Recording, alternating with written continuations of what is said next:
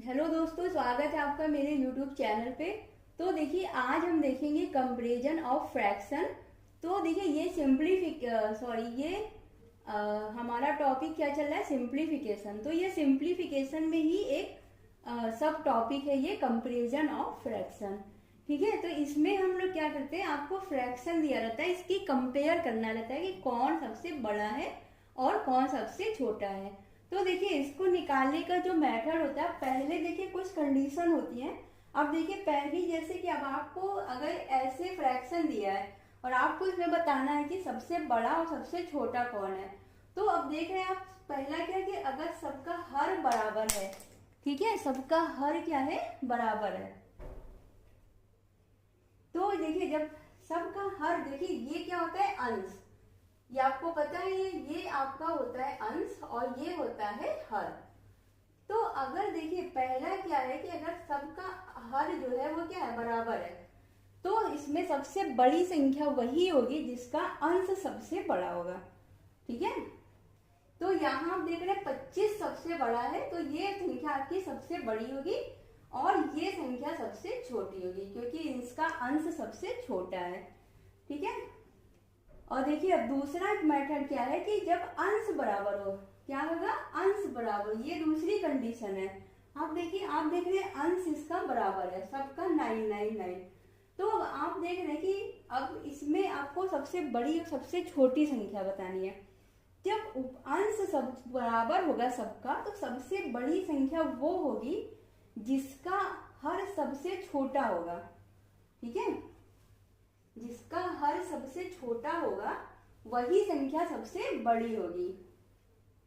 देखिए ऐसा क्यों होता है, अब आप देखिए नीचे आपका 5 सबसे छोटी संख्या, अब ऊपर आपका 9 है। अब अगर आप 5 में 5 से डिवाइड करेंगे 9 को, आपको क्या मिलेगा, 5 बन जा 5, यहाँ बचा 4, तो 1, पहले आपको क्या मिला, 1 पॉइंट समथिंग आएगा। अब अगर देखिए दूसरी संख्या आपकी क्या है, 7/9। ठीक है, अब आप देखिए 7 बन जा 7। ठीक है, अब आपको यहाँ क्या मिलेगा, 2। तो अब आप थोड़ा सा और एक सॉल्व करके देखिए, यहाँ पे 4 है, अगर आपने पॉइंट है यहाँ पे 0, 5 8 जा क्या आया, 40। तो ये आपका 1.8 आया। अब यहाँ पे आपको 2 बचा था, अगर आपने यहाँ 0 किया, सॉरी पॉइंट लगाया, तो यहाँ पे 0 आया और आपको यहाँ पे क्या मिलेगा, 7 2 जा 14।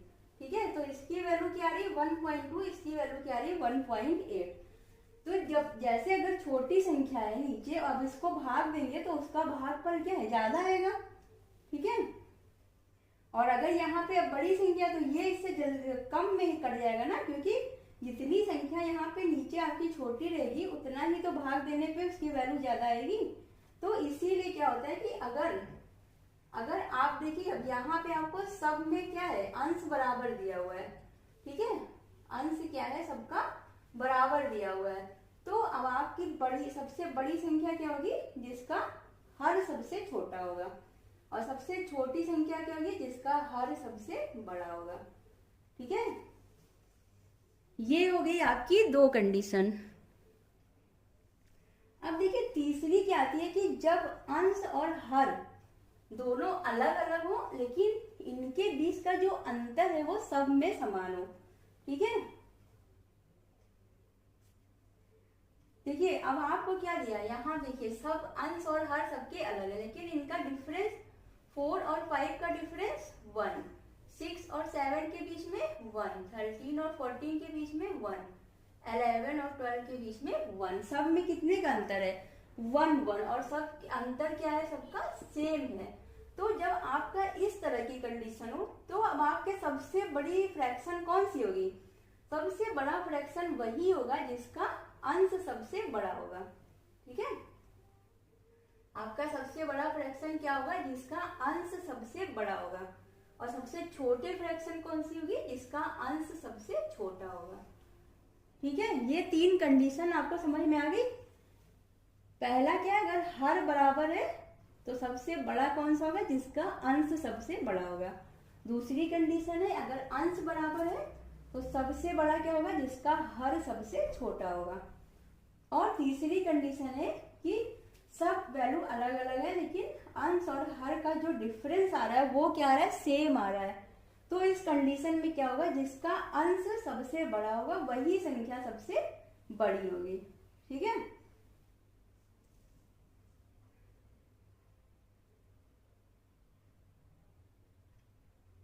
ये चौथी कंडीशन ये है कि अब अगर अंतर समान नहीं है, ठीक है, ना अंश समान है, ना हर समान है, और ना ही इनके बीच का अंतर समान है। देखिए 2 और 5 के बीच में 7, 2 और 7 के बीच में 5 का अंतर है, 1 और 3 के बीच में 2 का अंतर है। ठीक है, इसके बीच में कितने का अंतर है, 5 का, इसके बीच में 2 का, इनके बीच में 1 का, और इनके बीच में 1 का। ठीक है, तो ये आपका डिफरेंस सबका क्या है, अलग है। अंतर अब क्या है कि समान नहीं है। अब इस कंडीशन में आप क्या करेंगे, देखिए इस कंडीशन में आप ये कर सकते हैं कि आप सबसे पहले इसका एलसीएम लेंगे। किसका, जो डिफरेंस है, जो अलग, क्योंकि अब आपको डिफरेंस सेम करना पड़ेगा। ठीक है, आपको डिफरेंस क्या करना पड़ेगा, सेम करना पड़ेगा। तो अब आप ये जो आपका डिफरेंस आया, आप इसका एलसीएम निकालेंगे। इसका एलसीएम क्या होगा, 5 2 जा 10 1 1, तो इसका एलसीएम आपका सीधा सा 10 आ जाएगा। ठीक है, एलसीएम निकालने आती है ना, अगर नहीं आती है तो कोई बात नहीं, अभी एक पूरा इसका चैप्टर ही है। देखिए हम आपको बता दे रहे हैं एलसीएम, जैसे 5 2 1 और 1।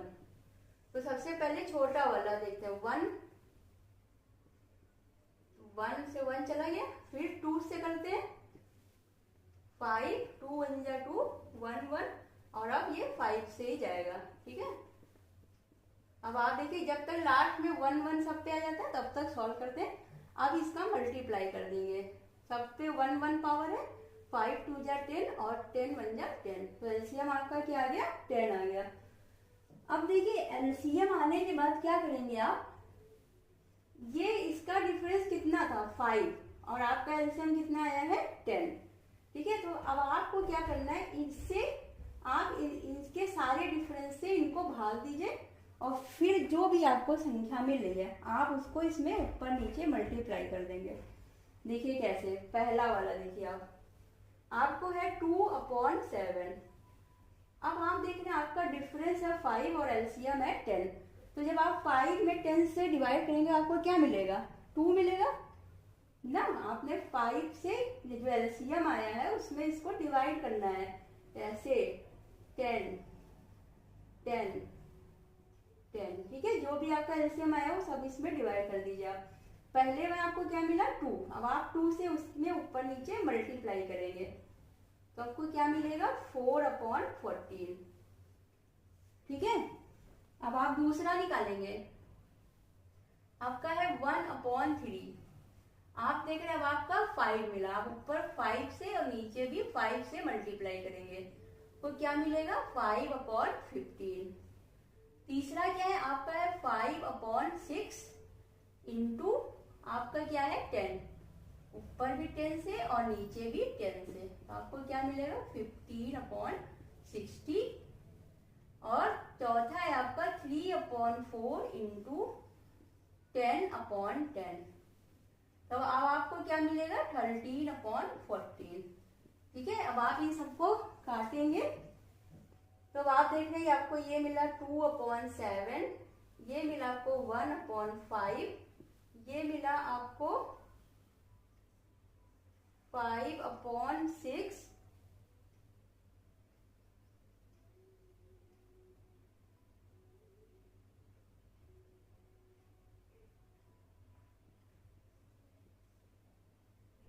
और यहाँ पे आपको मिलेगा 3/4।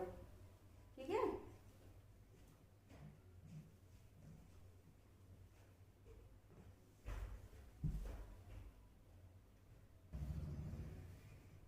तो देखिए आपको अब ये देखिए क्या नंबर मिला, आपको सेम यही नंबर मिल गया 2/। अब आप देखिए जो आपने ये वाली संख्या निकाली है, अब आप इसमें देखेंगे कि सबका डिफरेंस क्या आ रहा है, सेम आ रहा है 10, इसका डिफरेंस 10, इनका डिफरेंस भी 10 और इसका डिफरेंस भी 10, सबका डिफरेंस क्या आ रहा है, सेम आ रहा है 10 10 10। तो अब आप देखिए इसमें आपकी सबसे बड़ी संख्या कौन सी होगी। जैसे आपने अभी पीछे लगाया था ना कि अंतर अगर समान है तो सबसे बड़ी संख्या कौन सी थी, जिसका अंश सबसे बड़ा था।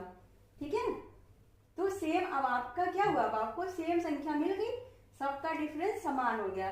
तो अब आपकी सबसे बड़ी संख्या क्या होगी, जिसका अंश सबसे बड़ा होगा।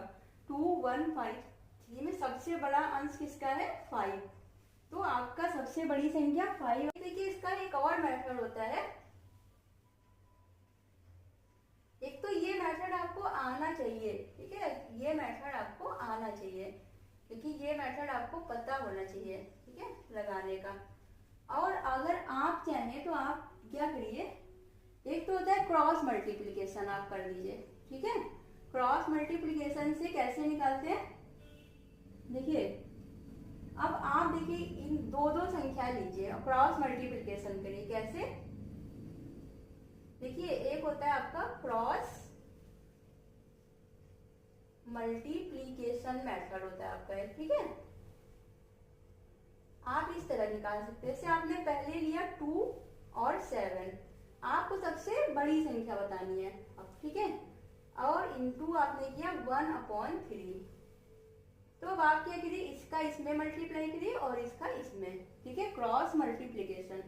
आपने इसको किया, पहले आप ये लिखेंगे 3 2 जा 6 और 7 1 जा 7, तो आपकी बड़ी क्या हुई 7, तो मतलब ये वाली संख्या आपकी बड़ी आई। ठीक है, तो अब ये क्या हो गया, एलिमिनेट हो गया, सबसे बड़ी निकाल रहे हैं। ठीक है, अब आप क्या करेंगे, नेक्स्ट आप 1/3 फिर लेंगे, अब आप ये वाली नेक्स्ट लेंगे 5/6, इसका क्रॉस मल्टीप्लिकेशन करेंगे।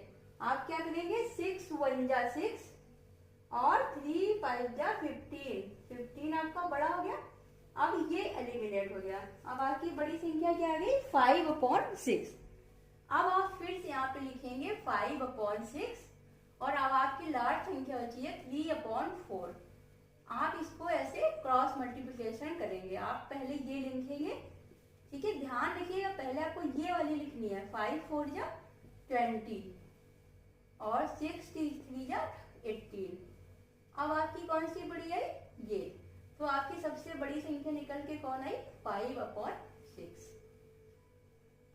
ठीक है, तो आपको ऐसे ही ये क्वेश्चन सॉल्व करना है। ठीक है, समझ गए। अब ये क्या है, क्रॉस मल्टीप्लिकेशन बोलते हैं इसको। क्या करना है, दो दो संख्याएं उठानी है, उसको कंपेयर करना है, इसका मल्टीप्लाई करना है, क्रॉस मल्टीप्लाई, और ये संख्या वाले ये वाला तो ये वाली संख्या आप यहाँ लिखेंगे और ये वाली यहाँ। ठीक है, तो इधर वाली संख्या ये होगी और ये वाली संख्या ये आएगी। तो अब जैसे आपका 7 बड़ा तो आपका ये संख्या बड़ी होगी। ठीक है, ऐसे आप तब तक करते जाएंगे जब तक आपको बड़ी संख्या मिल नहीं जाए। ठीक है, एक तो ये आपका दूसरा मेथड हो गया। ये मेथड उससे थोड़ा सा टाइम कम लेगा, ये थोड़ा टाइम कम लेगा, इसमें आप इस तरह से लगा सकते हैं। ठीक है, एलसीएम लेंगे फिर आप उसको डिवाइड करेंगे, उससे बेटर है कि आप ये वाला मेथड लगाइए। ठीक है,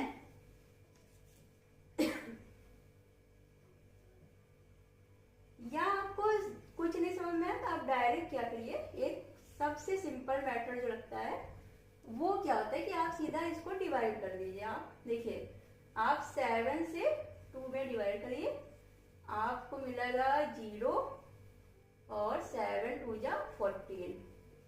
ठीक है, आप एक एक करके रुक जाइए, पॉइंट आपको मिला 0.2। ठीक है, पहला, फिर आप दूसरा करिए, आप 3 से 1 में दीजिए, आपको क्या मिलेगा 0 3 3 जा 9। ठीक है, 1 बचा। अभी सिर्फ आप पॉइंट के बाद एक संख्या तक ले जाइए, जब अगर आपको सेम मिलेगा तब आप आगे सॉल्व करेंगे। देखिए अब आप यहाँ पे पॉइंट लगे 0, अब आपको क्या मिलेगा, ये 8 टाइम जाएगा, 6 से 8 जा 48। ठीक है, फिर आपको यहाँ मिला 2, फिर आप इसको 4 से 3 में डिवाइड करिए, को क्या मिलेगा 0.04 4 5 जा 20 4 7 जा 28। ठीक है, तो अब आप देखिए आप इसको कैसे निकाल पा रहे हैं सीधा सीधा। देखिए अब आप यहाँ पे क्या देख रहे हैं, यहाँ आप देख रहे हैं कि आपका पॉइंट के बाद सब एक एक संख्या आपने निकाली सिर्फ, ठीक है, सब अलग अलग है, ठीक है। और अब आप यहाँ पे देख रहे हैं कि 0.2, 0.3, 0.8, तो सबसे बड़ी संख्या कौन सी आ रही है आपकी, 0.8, ये वाली संख्या आपकी सबसे बड़ी आ रही है, ठीक है। सबसे बड़ी संख्या कौन सी आ जाएगी आपकी 0.8, क्योंकि आप देखिए आपको दो तक निकालने की जरूरत नहीं, आप सिर्फ एक एक पॉइंट के बाद एक एक संख्या या पॉइंट के पहले जो भी संख्या है, आप देखिए अगर ये दोनों हमारी सेम आ जाती, मान लीजिए इसका भी वैल्यू 2 आता है, इसका भी 0.2, तो हम आगे एक डिजिट और सॉल्व करते हैं, ठीक है। लेकिन अब देखिए आपको सब अलग अलग है, तो आप समझ रहे हैं कि 0.8 बड़ा होता है सबसे, तो आपकी सबसे बड़ी संख्या ये हो जाएगी, ठीक है। इसको आप इस तरह भी सॉल्व कर सकते हैं। ये देखिए एक क्रॉस मल्टीप्लिकेशन और एक ये मेथड, दो मेथड, ये दोनों ज्यादा बेटर होंगे एलसीएम वाले मेथड से, ठीक है।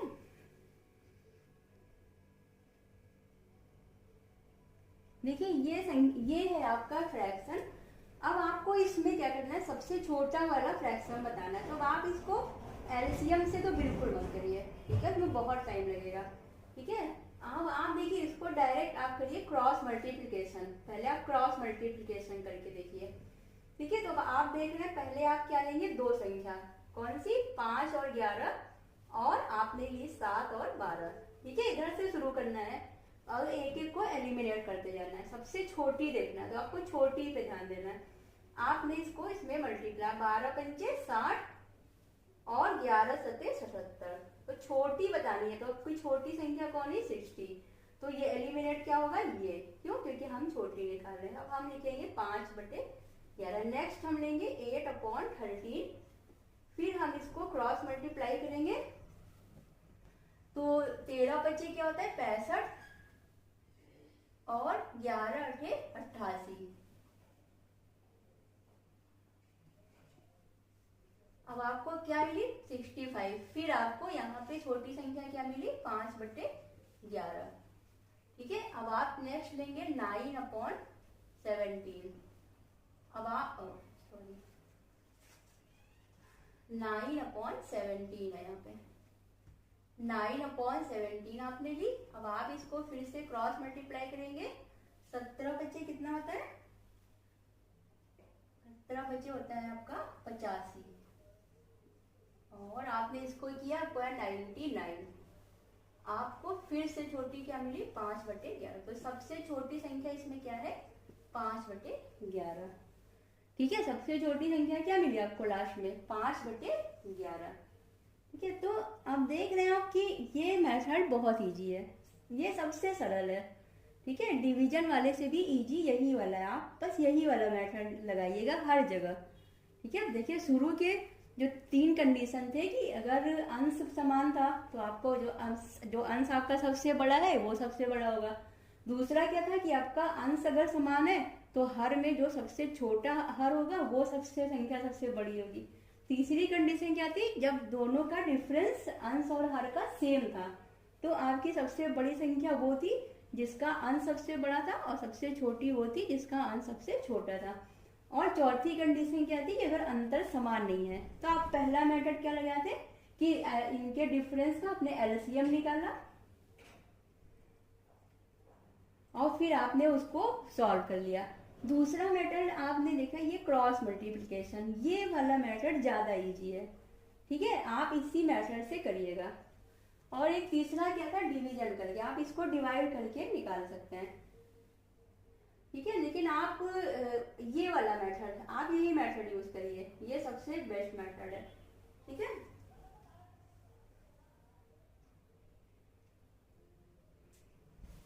देखिए आपने एग्जाम में इस तरह के क्वेश्चन देखे होंगे, इसमें देखिए आपको एक होता है इनफाइनाइट सीरीज आती है, इनफाइनाइट, ठीक है। जैसे आपको सेम वैल्यू दी, यहाँ पे देखिए प्लस माइनस कुछ भी नहीं, सिर्फ क्या है मल्टीप्लाई होता है इनके बीच में।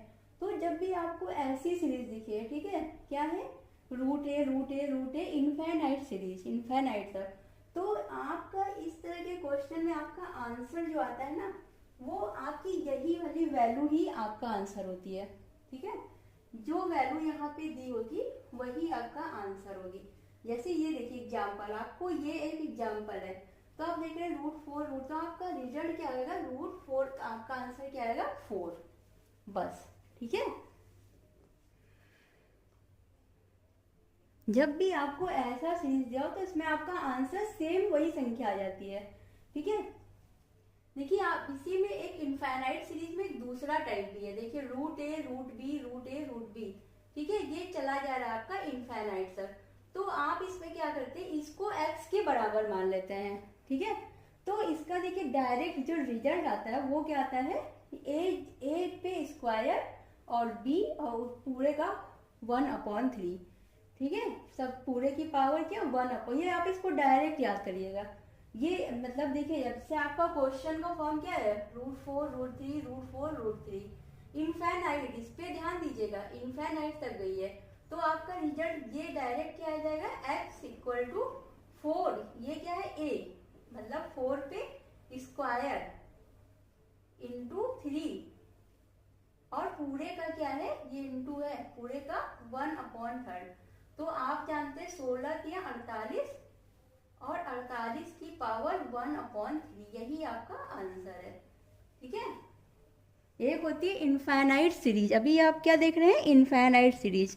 तो इसमें देखिए दो टाइप के क्वेश्चन है, एक तो होता है जो आपको सिर्फ एक ही संख्या दी हुई हो, और दूसरा होता है आपको √a √b √a दो संख्याएं दी हो। ठीक है, तो आपको पहले वाले में तो आपका आंसर सेम आ जाता है, लेकिन जो दूसरा वाला होता है उसमें क्या आता है, a पे स्क्वायर और b, इन दोनों का पावर 1/3। ठीक है, ये आप ऐसे डायरेक्ट वहां पे सॉल्व करेंगे इसको। चलिए फिर इसके आगे का क्वेश्चन हम लोग नेक्स्ट वीडियो में लगाएंगे। ठीक है, तो अब हम लोग नेक्स्ट वीडियो में मिलते हैं। Thank you.